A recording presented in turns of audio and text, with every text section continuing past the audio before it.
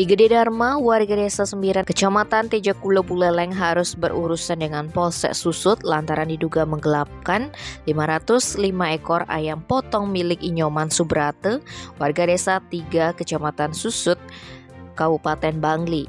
Kasus dugaan penipuan dan penggelapan ini berawal pada Senin 27 Juni sore ketika Dharma bersama seorang laki-laki mendatangi Subrate, pemilik peternakan ayam. Pelaku mengaku diperintahkan pengepul ayam potong bernama Wahyudi untuk menangkap 505 ekor ayam di kandang milik Subrate.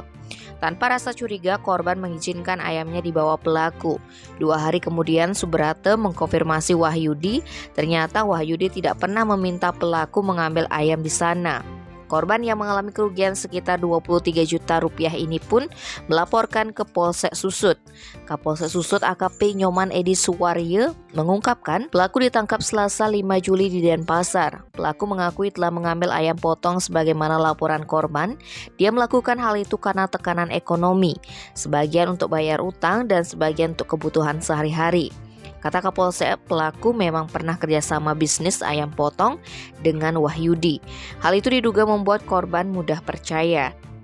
Terkait laki-laki yang diajak pelaku mengambil ayam, Edi menegaskan orang itu sebatas saksi karena dia tidak tahu Dharma melakukan penipuan dan penggelapan.